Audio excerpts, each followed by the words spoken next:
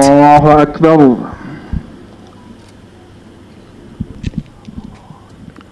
ওর যদি কোনো ধরনেরই থাকে, সবার মনে কারো যদি কোনো ব্যথা বেদনা থাকে, এগুলো আপনারা একটু দয়া করে, আমি আমার ছেলের পক্ষ থেকে আপনাদেরকে মাপ চাচ্ছি।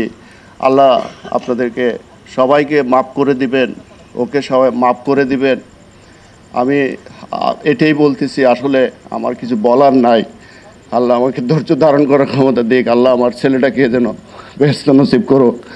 আমি 9 মে 2024 তারিখে আনুমানিক 10:25 ঘটিকায় বাংলাদেশ বিমান বাহিনীর একটি ইয়াক 130 বিমান দুর্ঘটনায় পতিত হয়। বিমানটি বাংলাদেশ বিমান বাহিনী ঘাঁটি জহুরুল হক চট্টগ্রাম হতে উড্ডয়ন করে। উক্ত বিমানে বৈমানিক হিসেবে ছিলেন উইং কমান্ডার সোহান হাসান খান এবং স্কোয়াড্রন লিডার আসিম জাওয়াদ।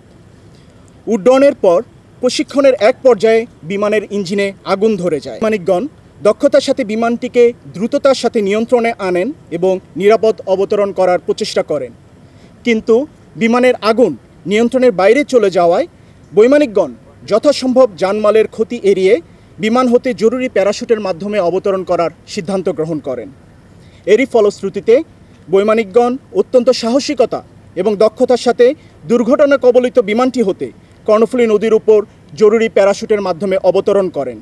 বিমানটি লোকালয় এবং জনবসতির কোনো ক্ষতি না করে কর্ণফুলী নদীতে বিধ্বস্ত হয়।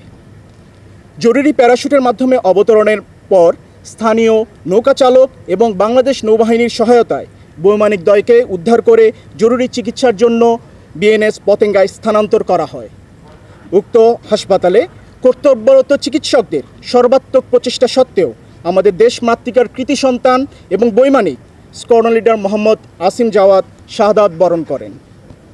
এই ঘটনায় গণপ্রজাতন্ত্রী বাংলাদেশ সরকারের মাননীয় প্রধানমন্ত্রী শেখ হাসিনা মরহুমের আত্মার মাগফিরাত কামনা করেন এবং শোক সন্তপ্ত পরিবারের প্রতি গভীর সমবেদনা জানিয়েছেন। সম্মানিত বিমান বাহিনী প্রধান air chief marshal Sheikh Abdul Hannan, BBP, BUP, NSWC, FWC, PSC মরহুমের আত্মার মাগফিরাত কামনা করেন এবং শোক সন্তপ্ত পরিবারের প্রতি সমবেদনা জ্ঞাপন করেন। দুর্ঘটনার প্রকৃত কারণ উদ্ঘাটনের জন্য ইতিমধ্যে বিমান বাহিনী কর্তৃক একটি উচ্চ পর্যায়ের তদন্ত কমিটি গঠন করা হয়েছে।